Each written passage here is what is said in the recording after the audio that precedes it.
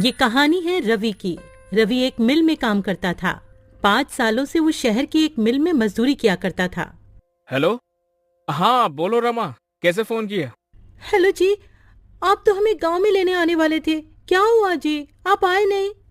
रमा, अभी ठंड बहुत हो रही है और मेरे पास तुम्हें गांव से शहर लाने के लिए अभी पैसे भी नहीं है। तुम कुछ दिन और रुक जाओ वहाँ। क्या कहा आपने? ऐसा मत बोलिए।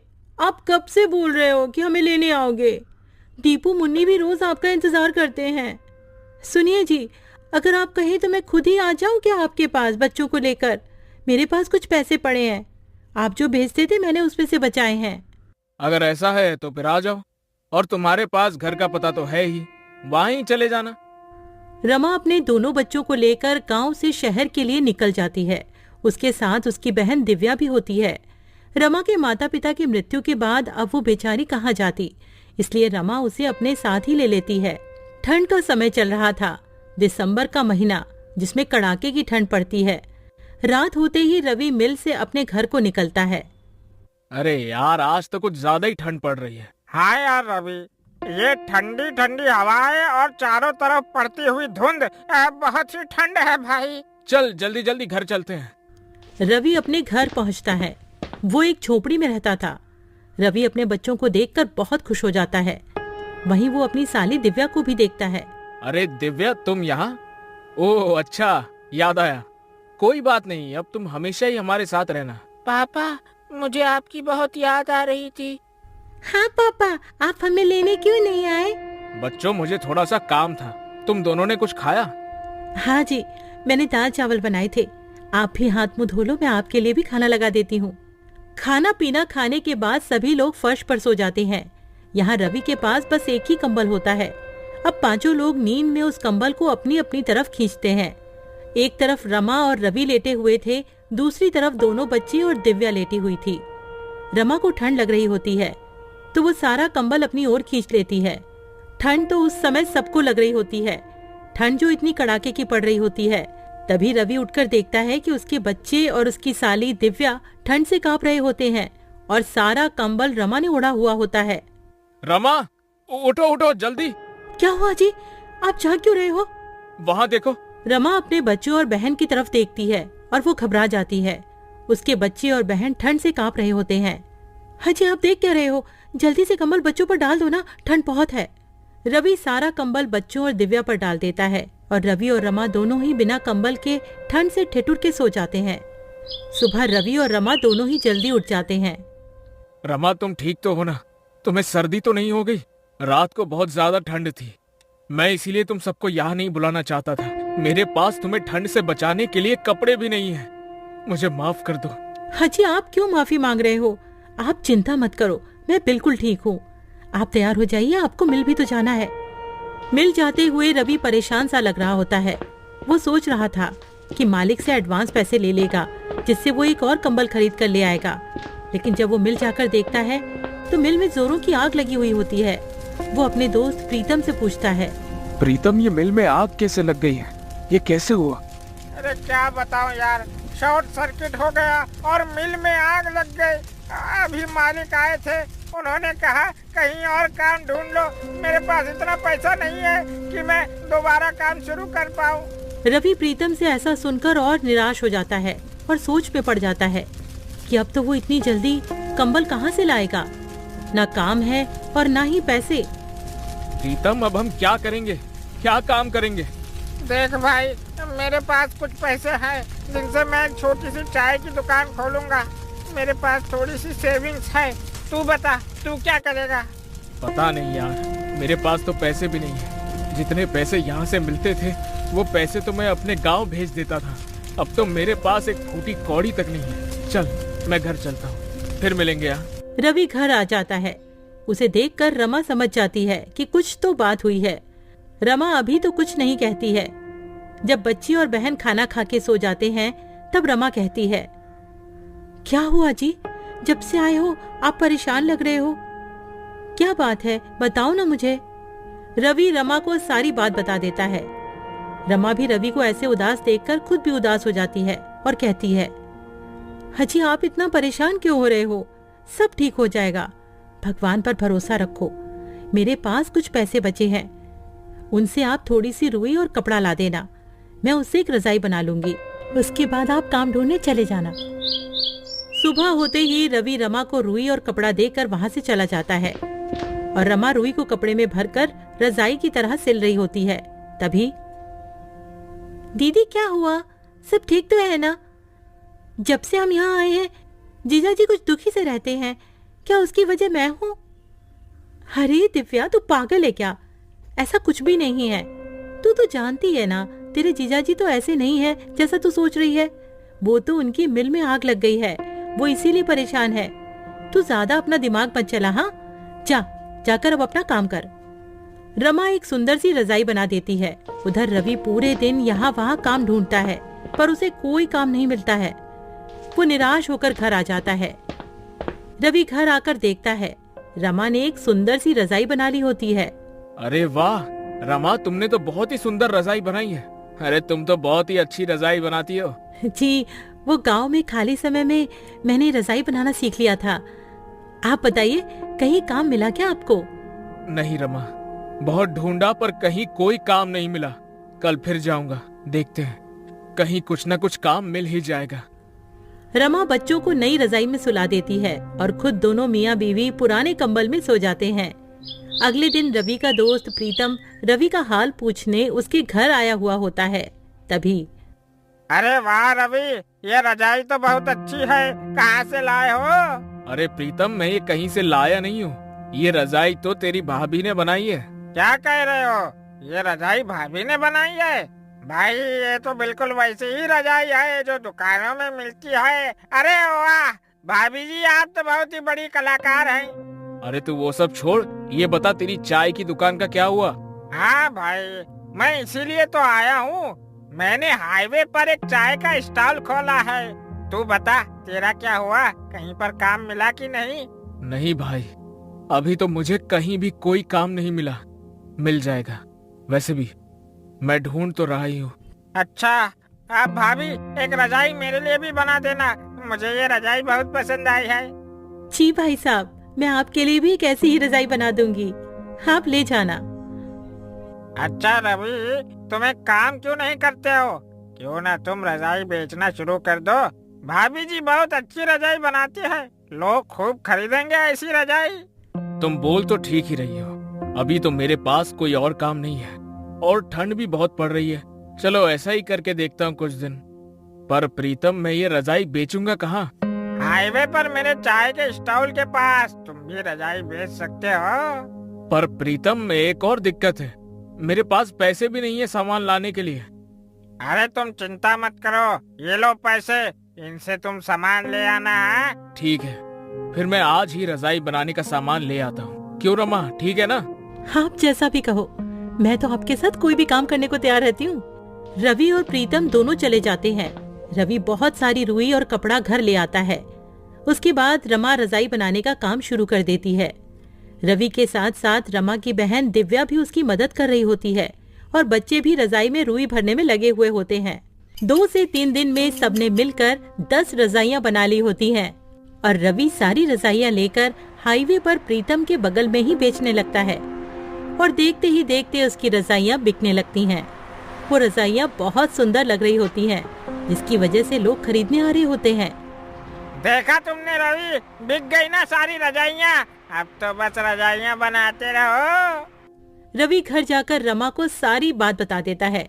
रमा बहुत खुश हो जाती है और रवि और रजाइयां बनाने की तैयारियां करने लगता है और रवि का रजाइयों का कारोबार खूब अच्छा चलने लगता है। इस तरह रवि अपना खुद का काम करने लगता है और अपने परिवार की सारी जरूरतों को पूरा करता है। गरीब पर ठंड का कहर। रामू एक बहुत गरीब मजदूर था, जिसके घर में उसकी पत्नी मधु और बेटी रानी रहा करती थी। पर अब गर्मियों का मौसम जाने को था और सर्दियों का मौसम आने को था, लेकिन रामू टूटी फूटी झोपड़ी में रहता था, जिसकी खिड़की से हवा आती थी और छत से भी। एक दिन रामू की पत्नी मधु रामू से कहती है कि सुनिए जी, ठंड आने वाली है और ठंड में घर के अंदर बहुत हवा आती है, तो आपको घर की मरम्मत करवानी चाहिए। और रामू उसे कहता है कि मैं कल जाकर अपने मालिक से कुछ पैसे उधार ले आऊंगा ताकि हम अपने घर की मरम्मत करवा सके। यूं ही एक दिन बीत जाता है और अगली सुबह रामू अपनी मजदूरी के काम पर जाता है और वो जिसके पास काम कर रहा था उस मालिक से कहता है कि साहब जी, अगले महीने से ठंड आ रही है और मेरे घर की छत टूटी हुई है जिससे कि घर में हवा आती है, और अगर मैंने जल्दी उसे ठीक नहीं करवाया ना तो ठंड में बहुत दिक्कत हो जाएगी। रामू की बात सुन मालिक कहता है, अरे तो उसमें मैं क्या करूं? रामू कहता है, मालिक, आप थोड़े पैसे उधार दे देते तो मैं अपने घर की मरम्मत करवा लेता। मालिक कहता है कि अरे अभी तो तूने उतना काम भी नहीं किया है जो मैं तुझे उधार दे सकूं। अभी मेरे पास पैसे नहीं है। रामू कहता है, मालिक, ऐसा मत करो, आप मुझे कुछ पैसे उधार दे दो। मेरी एक छोटी बच्ची है, मैं और मेरी पत्नी तो ठंड सह लेंगे पर मेरी बेटी नहीं सह पाएगी। रामू की लाख मिन्नतें करने पर भी उसे पैसे नहीं देता है और बेचारा रामू उदास शाम को घर लौट आता है। रामू के घर आते ही उसकी पत्नी मधु उससे पूछती है कि क्या आप मालिक से पैसे लाए? तो रामू उसे बताता है कि मालिक ने पैसे देने से मना कर दिया है। जिसके बाद मधु भी अब परेशान हो जाती है। दोनों ही इस बात को लेकर काफी परेशान हो गए थे कि अब सर्दियों में उनका गुजारा कैसे होगा। अब रामू मधु से कहता है कि अभी ठंड आने में पूरा 1 महीना बाकी है, तो मैं अगले महीने की 1 तारीख को अपने मालिक से पैसे के लिए बोलूंगा और तब शायद मालिक मना न करे। और ये सुन मधु कहती है कि हाँ, ये सही रहेगा। यूं ही रामू को मजदूरी करते हुए 1 महीना और बीत जाता है और जब रामू अपने मालिक से कहता है, मालिक, अब तो पूरा 1 महीना हो गया है और थोड़ी थोड़ी ठंड भी होने लगी है। अरे अब तो आप मुझे मेरी मजदूरी के पैसे दे दो ताकि मैं उन पैसों से अपने घर की मरम्मत करवा लूं। रामू के इस बार पैसा मांगने पर भी मालिक फिर से कोई नया बहाना कर देता है और कहता है कि अभी मेरे पास सिर्फ ये 500 रुपए हैं, इससे ज्यादा नहीं है। 500 रुपए देखकर रामू कहता है कि मालिक, मैंने तो इस महीने एक भी छुट्टी नहीं की, उस हिसाब से तो मेरे ज्यादा पैसे बनते हैं। लेकिन मालिक उसे अपनी बातों में फंसा देता है और रामू के ज्यादा बहस करने पर उसे काम से धक्के मारकर निकाल देता है। रामू कम पैसे मिलने और काम से निकाले जाने के बाद बहुत परेशान हो जाता है। उसे समझ नहीं आता कि आगे वो क्या करे। यूं ही सोचते सोचते वो अपने घर पहुंच जाता है, जिसे यूं निराश देख मधु कहती है, क्या हुआ, आप पैसे नहीं लाए क्या? रामू मधु को बताता है कि अरे इस बार भी मालिक ने पूरे पैसे नहीं दिए और तो और मुझे काम से भी निकाल दिया है। ये बात सुनकर मधु चिंता में पड़ जाती है और कहती है कि अब घर कैसे चलेगा और ठंड में हमारा क्या होगा? रामू कहता है, तुम चिंता मत करो, मैं कहीं काम ढूंढता हूँ। इतना कहकर वो उन पैसों से घर में राशन भरवाता है और अब उसके पास पैसे खत्म हो गए थे। कुछ दिनों तक रामू यहाँ वहाँ काम की तलाश में भटकता है पर उसे कहीं काम नहीं मिलता। वहीं दूसरी ओर अब ठंड भी धीरे धीरे बढ़ने लगी थी और रात के समय रामू के घर में ठंडी हवा खिड़की और छत से आनी शुरू हो गई थी। ठंडी हवा की वजह से अब रामू, उसकी पत्नी और उसकी बेटी पूरी रात ठंड में कांपते रहे। उनके पास एक ही कंबल था, अब उसमें भी ठंड नहीं रुकती थी। एक रात बहुत ठंड पड़ रही थी और तेज ठंडी हवाएं चल रही थी, जिसकी वजह से रामू की बेटी रानी को तेज बुखार हो जाता है और मधु रामू से कहती है, देखिए जी, रानी को बहुत तेज बुखार हो रहा है, वो पूरी तरह तप रही है। रामू कहता है कि अरे मेरे पास तो 1 पैसा तक नहीं है, हम रानी को डॉक्टर के पास कैसे लेकर जाएंगे? मधु कहती है, कुछ तो करना होगा वरना रानी की तबीयत रात में और बिगड़ जाएगी। देखिए ना, कुछ तो कीजिए। वो रोने लगती है। दूसरी ओर रानी ठंड से कांप रही थी। रामू को कुछ समझ नहीं आ रहा था कि अब वो क्या करे। अब रामू रानी को अपनी गोद में उठाता है और हॉस्पिटल की ओर निकल जाता है। मधु भी उसके पीछे पीछे चल पड़ती है। बहुत दूर तक पैदल चलते चलते दोनों थक जाते हैं और रामू रानी को लेकर एक पेड़ के पास बैठ जाता है और रोने लगता है।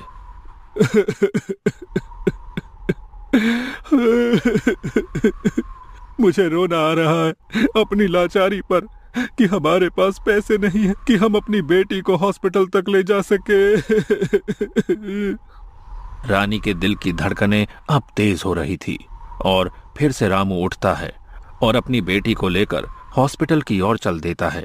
कुछ घंटों चलने के बाद वो मधु के साथ रानी को लेकर हॉस्पिटल पहुंच जाता है। लेकिन अफसोस, उसके पास पैसे ना होने पर डॉक्टर रानी का इलाज करने से इनकार कर देते हैं और रामू, मधु और रानी को अस्पताल से बाहर कर देते हैं।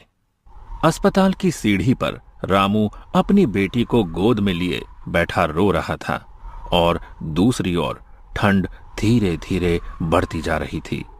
ज्यादा ठंड होने की वजह से अब तीनों ही बुखार से जूझ रहे थे और तीनों ही हॉस्पिटल की सीढ़ी पर बेहोश हो जाते हैं।